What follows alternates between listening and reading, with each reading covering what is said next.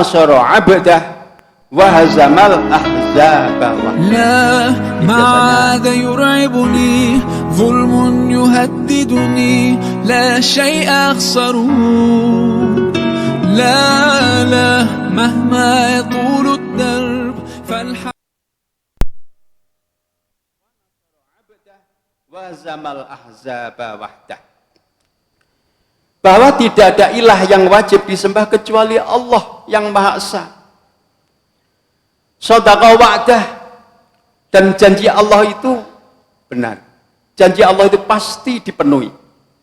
Wa nasara 'abdah, dan Allah menurunkan pertolongan kepada hambanya. Wa hazamal ahzaba wahdah. Kemudian Allah pulalah yang telah mengalahkan pasukan-pasukan Ahzab. Ya, ini pujian yang diucapkan oleh Rasulullah Shallallahu Alaihi Wasallam ketika beliau melihat atau berhadapan dengan orang-orang kafir Quraisy, orang-orang musyrikin Quraisy. Kemudian setelah itu beliau bertanya kepada orang-orang musyrikin Quraisy, wahai orang-orang Quraisy, menurut pendapat kalian, tindakan apakah yang hendak kuambil terhadap kalian? Ya begitu, okay? Kemudian mereka menjawab serentak, tentu yang baik-baik. Nah, maksudnya Rasulullah dalam posisi menang pada saat itu, ya sudah basmi, sudah selesai. Ya, tapi tidak. Mereka ditanya tentu yang baik-baik, itu jawabannya, ya. Hai saudara yang mulia dan putra saudara yang mulia. Jadi mereka mengatakan bahwa Rasulullah itu adalah saudara yang mulia dan putra saudara yang mulia. Ya memang masih ada hubungan keluarga dengan mereka-mereka. Kemudian beliau bersabda, kukatakan pada kalian, apa yang dulu pernah dikatakan oleh Nabi Yusuf kepada saudara-saudaranya. Apa yang diucapkan? La tasriba alaikumul yaum idhabu fa'antum at-tulaqa. Itu yang dikatakan atau yang disabdakan oleh Rasulullah Sallallahu Alaihi Wasallam kepada orang-orang musyrikin Quraisy.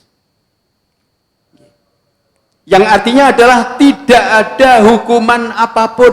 Coba ini ya. Tidak ada hukuman apapun. Padahal Rasulullah Sallallahu Alaihi Wasallam diusir. Tidak membawa harta benda. Harta bendanya ditinggal. Profesinya ditinggal. Ternaknya ditinggal. Diusir Rasulullah Sallallahu Alaihi Wasallam. Tapi balasan Rasulullah Sallallahu Alaihi Wasallam terhadap mereka adalah la tasriba alaikumul yaum. Pada saat ini sudah tidak ada hukuman apapun pada kalian. Ilhabu fa antum at-tulaqa. Maka pergilah kalian semua. Kalian semua bebas. Masya Allah, luar biasa. Itulah akhlak Rasulullah Sallallahu Alaihi Wasallam yang ditunjukkan, yang dipraktekkan kepada kaum musyrikin Quraisy. Jamaah rahimakumullah. Kemudian pada saat Rasulullah Sallallahu Alaihi Wasallam berada di dalam Ka'bah, sedang menghancurkan berhala-berhala dan patung-patung, ada seorang yang bernama Fadlah bin Umair. Fadlah bin Umair itu mendekat kepada Rasulullah, hendak membunuh beliau. Hendak membunuh beliau. Tapi Rasulullah Sallallahu Alaihi Wasallam diberikan firasyat. Rasulullah diberikan petunjuk oleh Allah, sehingga mengetahui niat jahat daripada Fadlah bin Umair. Ya begitu, ya. Jadi niat jahatnya diketahui oleh Rasulullah Sallallahu Alaihi Wasallam. Itulah kelebihan-kelebihan yang diberikan oleh Allah kepada Rasulnya. Ada mukjizat-mukjizat. Jadi ada orang-orang yang akan mencelakai beliau, beliau diberikan petunjuk. sebagaimana beliau menjadi imam jamaah, maka sahabat-sahabat yang ada di belakangnya beliau tahu, karena diberi petunjuk oleh Allah. Diberi petunjuk.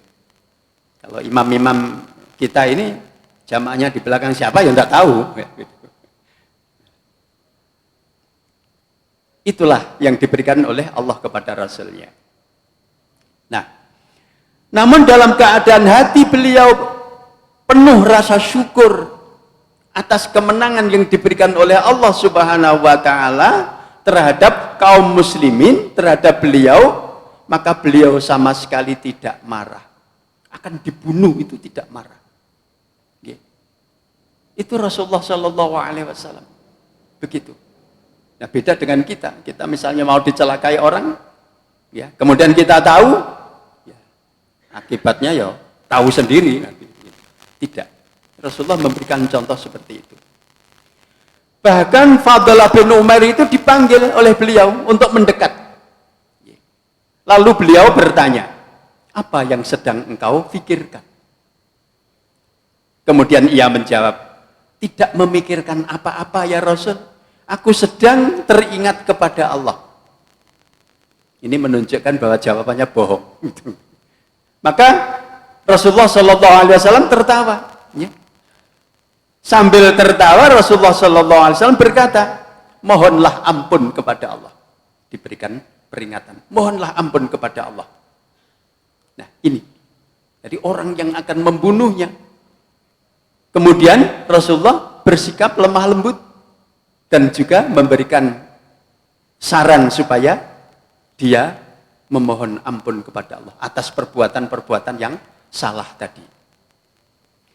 Jamaah rahimakumullah. Nah, kemudian beliau menepuk-nepuk punggungnya. Jadi orang yang akan membunuh tadi ditepuk-tepuk punggungnya. Kemudian beliau meletakkan tangan beliau pada dadanya, ya. Kemudian Fadlah lalu pergi dan berkata kepada teman-temannya. Fadlah akhirnya berkata kepada teman-temannya. Fadlah itu pun akhirnya juga masuk Islam. Apa yang diucapkan kepada teman-temannya? Begitu beliau melepaskan tangan dari dadaku, nah ini, aku merasa tak seorang pun yang lebih kucintai daripada beliau. Begitu ya. Ini, jadi setelah dimaafkan oleh Rasulullah Shallallahu Alaihi Wasallam, kemudian diperintahkan untuk memohon petunjuk kepada Allah, maka akhirnya Fadlah bin Umar mengatakan bahwa tidak ada orang yang lebih dicintai kecuali adalah Rasulullah Shallallahu Alaihi Wasallam. Itu berdasarkan hadis riwayat Ibnu Hisham. Nah ini, Bapak Ibu rahimakumullah. Kemudian selanjutnya, setelah Ka'bah bersih dari berhala dan patung, maka Bilal naik ke atas Ka'bah mengumandangkan adzan. Di Mekah pada saat itu belum ada adzan dikumandangkan. Karena syariat adzan itu terjadi pada tahun pertama hijrah. Jadi Rasulullah hijrah ke Madinah, kemudian di sana disyariatkan adzan, berarti disyariatkannya sholat berjamaah. Kalau di Mekah belum ada sholat berjamaah, belum ada. Jadi Masjidil Haram belum digunakan untuk berjamaah. Rasulullah kalau berjamaah itu di rumah beserta istri beliau, Siti Khadijah. Kadang-kadang juga bersama Ali bin Abi Thalib. Para sahabat juga begitu, salatnya jamaah di rumah dengan keluarganya. Karena pada saat itu umat Islam masih lemah, tidak berani secara terang-terangan. Nah, begitu. Nah, sehingga syariat adzan belum ada di Masjidil Haram. Nah, syariat adzan adalah pada tahun pertama Hijriah. Maka ketika Ka'bah itu sudah bersih dari berhala-berhala, dari patung-patung, dari gambar-gambar, maka Bilal bin Rabah naik ke atas Ka'bah mengumandangkan adzan. Nah, setelah orang-orang Quraisy bubar, itu orang-orang Quraisy bubar sudah, kemudian Bilal mengumandangkan adzan. Jamaah rahimakumullah. Nah, mendengar seruan baru itu, penduduk Makkah seolah-olah sedang berada di dalam mimpi. Karena belum pernah terdengar dalam telinganya. Suara adzan itu belum pernah terdengar oleh mereka. Kecuali orang-orang Makkah yang sudah masuk Islam. Nah, ketika berkunjung ke Madinah, kemudian sudah mendengar atau sudah mengikuti jamaah di Masjid Nabawi. Nah, kalimat-kalimat agung yang membelah angkasa itu menyebarkan perasaan takut di hati-hati para setan-setan, sehingga terpaksa lari menjauhkan diri. Ya memang setan begitu. Setan dari jin maupun setan dari manusia pada saat itu pada berlarian. Kalau sekarang dikumandangkan adzan, malah kita mendekat. Tapi setan yang betul-betul setan ini lari terbirit-birit. Tapi nanti kalau adzan sudah selesai kembali lagi. Dikumandangkan iqamat, lari lagi. Tapi nanti kalau iqamatnya sudah selesai, masuk lagi, menggoda lagi. Orang-orang yang akan sholat itu digoda, diganggu. Diganggu supaya kekhusyuannya buyar. Mungkin yang sebelumnya ada sesuatu yang tidak ketemu di dalam sholat. Yang sebelumnya misalnya akan merencanakan pergi kemana, muncul di dalam sholat. Mau beli apa, muncul di dalam sholat. Bahkan rencana yang tidak muncul ketika dimusyawarahkan, muncul di dalam sholat. Itulah luar biasanya setan di dalam mengganggunya. Maka ketika dikumandangkan adzan itu, maka lari terbirit-birit. Manusia-manusia banyak yang lari, yang kemudian mereka sadar mendapatkan hidayah Allah, yang kemudian kembali kepada Allah. Kemudian mendekati Rasulullah Shallallahu Alaihi Wasallam. Kalau kita perhatikan lafadz adzan itu, masya Allah, ya, luar biasa itu kalau kita perdalam. Ya. Allahu Akbar, Allahu Akbar, Allahu Akbar, Allahu Akbar, 4 kali. Ya. Berarti Allah lah yang maha besar. Selain Allah kecil. Ya. Selain Allah adalah lemah. Maka tidak ada sopo sing iso ngalahno aku. Di atas langit masih ada langit. Sopo sing iso ngalahno aku. Suatu saat yo akan terbukti ada orang yang bisa mengalahkan. Karena Allah lah yang maha besar. Kalau tidak ada manusia yang bisa mengalahkan, Allah lah yang akan mengalahkan. Ya, itu. Dan seterusnya di dalam lafadz adzan itu. Jamaah rahimakumullah, yang kemudian berikutnya adalah Rasulullah Shallallahu Alaihi Wasallam masuk kota Mekah itu pada bulan Ramadan dan tinggal beliau di Makkah itu selama 1 bulan. Nah, ini ada beberapa hal penting, ya. Ada pelajaran-pelajaran penting di dalam peristiwa ini. Rasulullah Shallallahu Alaihi Wasallam masuk kota Makkah pada bulan Ramadan. Beliau tinggal selama 1 bulan dan beliau melakukan sholat qashar. Jadi ketika beliau di Makkah itu melakukan sholat qashar.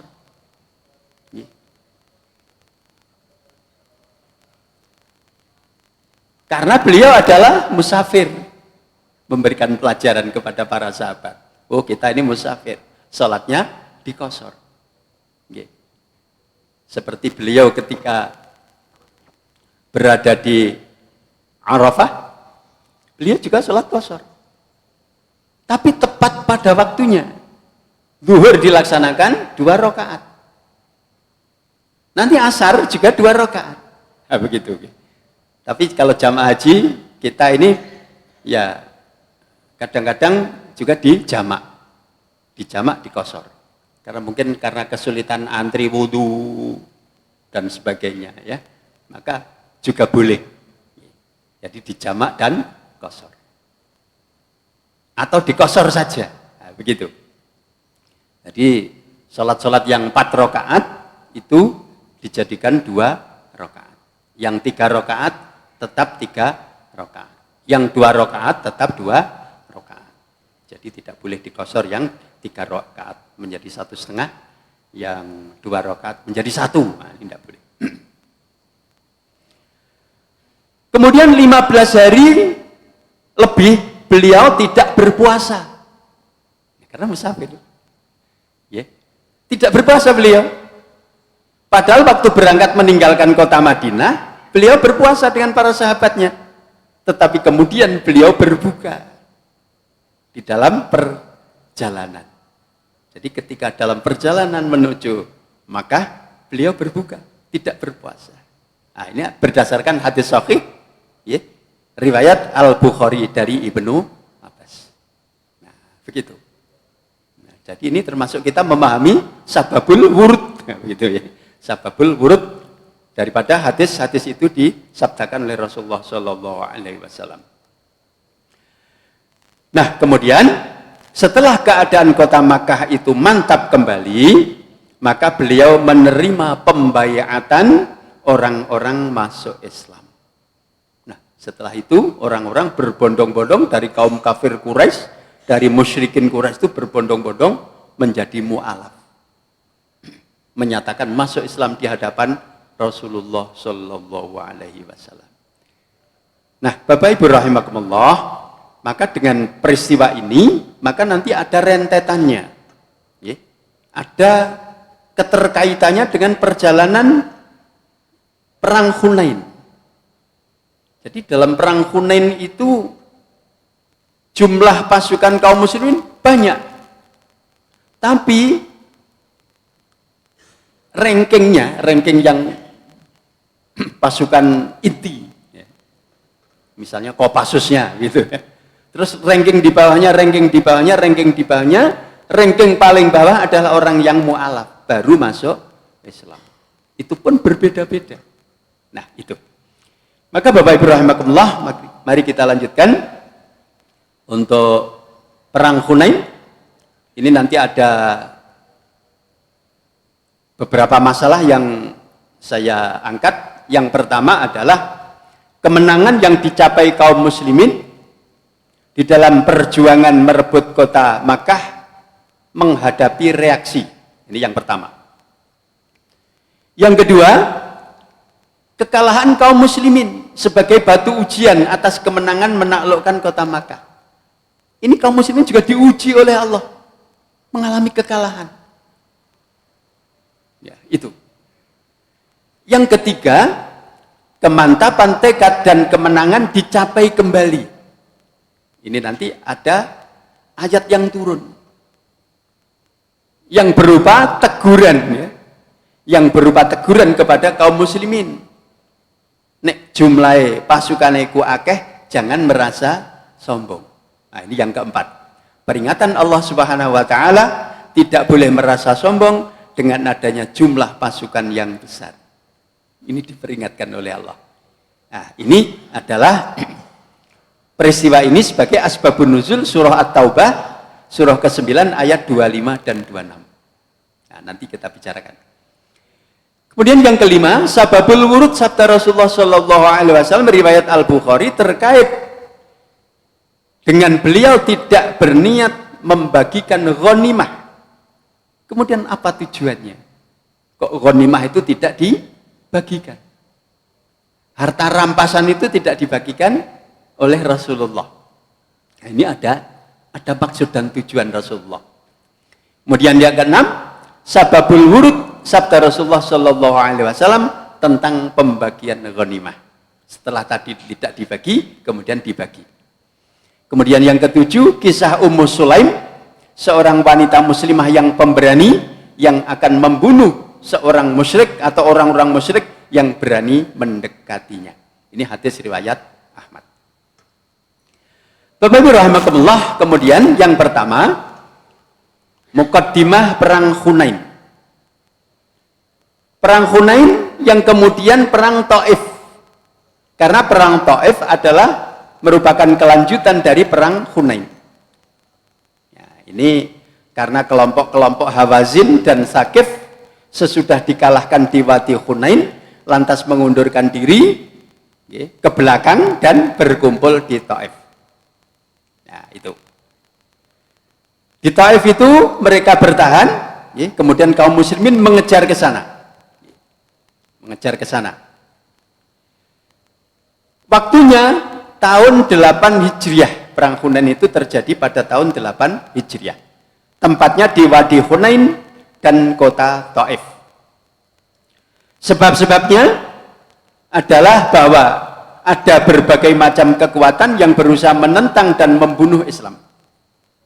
Jadi masih Mekah dikuasai, tapi kabilah-kabilah yang berdekatan dengan Mekah masih berusaha untuk menentang, balelo, dan juga ingin menghancurkan Islam. Nah, kekuatan itu timbul susul menyusul. Kemudian ada kekuatan yang telah timbul mulai dari pagi sekali. Nah, setelah mengalami kegagalan, timbullah pula kekuatan yang lain, dan demikianlah seterusnya. Nah, ini sebagai mukaddimah perang Hunain. Nah, kemudian kemenangan pasti menghadapi reaksi. Kemenangan yang dicapai kaum muslimin ini menghadapi reaksi berupa perlawanan dari kabilah-kabilah besar yang hidup dekat kota Makkah. Nah, itu. Pelopornya adalah kabilah Hawazin dan kabilah Sakif. Tulang punggung kekuatan mereka berpusat di Taif sebagai kota terbesar di semenanjung Arabia sesudah kota Makkah dan Madinah. Jadi kota Taif itu adalah kota terbesar ketiga setelah Makkah dan Madinah sebagai pusat ya, dari orang-orang yang telah kalah di perang Hunain itu melarikan di Taif. Nah, mereka berkumpul di Taif. Nah, kabilah-kabilah mereka bersepakat mengangkat Malik bin Auf, kepala kabilah Hawazin, sebagai panglima perang. Jadi sebagai kepala kabilah Hawazin yang namanya Malik bin Auf itu diangkat sebagai panglima perang untuk berhadapan dengan kaum muslimin. Lalu mereka bergerak hendak melancarkan perlawanan terhadap kaum muslimin sebelum sempat mengkonsolidasi kemenangannya di Mekah dan sebelum meneruskan pembasmian sisa-sisa paganisme. Nah, ini yang dialami oleh kaum muslimin. Jadi ketika mencapai kemenangan, menguasai kota Mekah, sebelum melakukan konsolidasi terhadap pasukan-pasukannya, dan juga sisa-sisa paganisme masih banyak, kemudian diserang. Diserang. Ini agak kelabaan. Agak kelabaan. Kaum muslimin di Mekah setelah mendengar berita tentang rencana serangan Malik bin Auf, jadi berita itu ya muncul ya, belum ada medsos tapi berita itu ada, ya, bahwa kabilah Hawazin, ya, kemudian kabilah Sakif yang dikomandani oleh Malik bin Auf ini akan menyerang kaum muslimin di Makkah. Nah, itu rencana itu juga didengar oleh Rasulullah Shallallahu Alaihi Wasallam yang berada di Mekah pada saat itu. Kemudian Rasulullah segera mengirimkan beberapa orang mata-mata untuk memperoleh keterangan mengenai kekuatan persenjataan dan pasukan musuh yang sedang bergerak. Jadi pada saat itu ya yang namanya mata-mata atau apa istilahnya telik sandi ya itu ya, ada. Kalau sekarang mungkin apa itu namanya? Intel. Intel ya. Nah, ini. Jadi ada Intel. Jadi dulu ya begitu. Berarti sekarang ini ya niru yang dulu. Jadi, mengirimkan Intel gitu. Untuk menyelidiki sapiro kekuatannya. Nah, Nah, sebagaimana awal-awal Rasulullah akan berhadapan dengan kaum kafir Quraisy pada waktu perang Badar untuk mengukur kekuatan musuh, ini juga mengirimkan mata-mata. Kira-kira berapa kekuatannya, berapa jumlah pasukannya. Padahal tidak bisa menghitung. Hanya menghitung unta yang disembelih itu berapa. Setelah ditanya-tanya, setiap hari itu menyembelih unta kurang lebih 10. Satu ekor unta itu biasanya untuk 100 orang. Untuk 100 orang. Oh, kalau begitu, kalau menyembelih 10, itu berarti 10 kali 100. Berarti 1000 orang. Oh, kira-kira kekuatannya 1000 orang. Jadi, tarikh atau sejarah itu tidak menghitung satu persatu, tidak. Tapi dengan perhitungan yang seperti itu. Ya, itu. Nah, ini. Bapak Ibu rahimakumullah. Kemudian Abu Dawud meriwayatkan kisah sebagai berikut. Pada suatu hari datanglah seorang laki-laki kepada Rasulullah Shallallahu Alaihi Wasallam lalu berkata kepada beliau, "Ya Rasulullah, atas perintah engkau aku telah berangkat mencari keterangan tentang keadaan musuh, naik gunung dan turun gunung." Ini seorang laki-laki yang matur kepada Rasulullah Shallallahu Alaihi Wasallam. Tapi di dalam hadis seorang laki-laki itu tidak disebutkan namanya. Tiba-tiba aku melihat pasukan Hawazin sedang bergerak menuju Hunain, membawa sejumlah kambing dan unta. Jadi kaum Hawazin tadi menuju ke Hunain itu membawa bekal, yang membawa kambing, yang membawa unta. Nah, menurut riwayat Abu Dawud tadi, mendengar itu Rasulullah Shallallahu Alaihi Wasallam tersenyum, kemudian menjawab, "Insya Allah semuanya itu besok pagi akan menjadi ghanimah kaum muslimin. Insya Allah semuanya itu besok pagi akan menjadi harta rampasan kaum muslimin." Ini hadis sahih riwayat Abu Dawud. Nah, itu. Bapak Ibu rahimakumullah. Nah, kemudian kemenangan yang sudah dicapai dalam perjuangan merebut kota Mekah, anggapan beberapa atau sebagian besar kaum muslimin bahwa kejahiliahan sedang menghadapi detik-detik terakhir hidupnya, hingga tak akan dapat melakukan perlawanan yang berarti. Jadi kaum muslimin mempunyai anggapan ini berarti jahiliyah ini sudah akan musnah, akan berakhir. Sudah tidak akan mampu lagi dia melakukan perlawanan.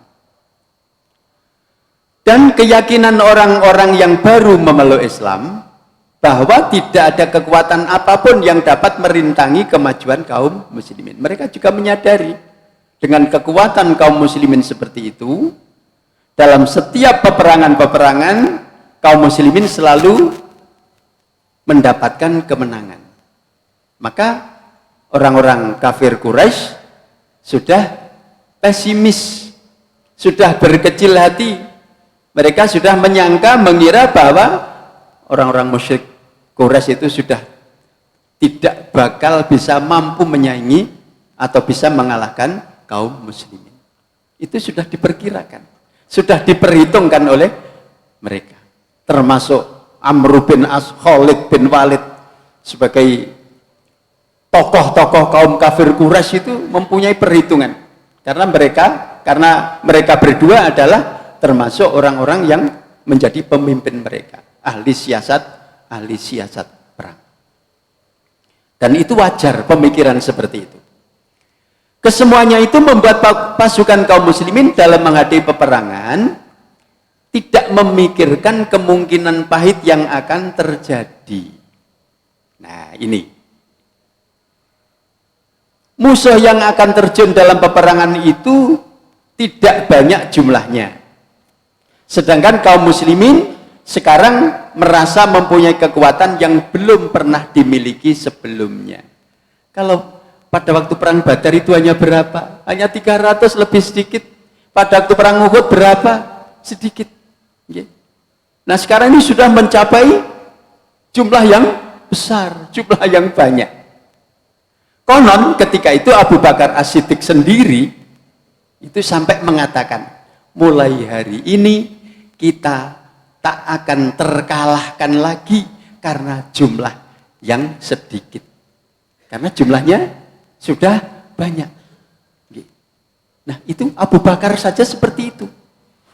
Padahal Abu Bakar adalah orang yang paling dekat dengan Rasulullah Shallallahu Alaihi Wasallam.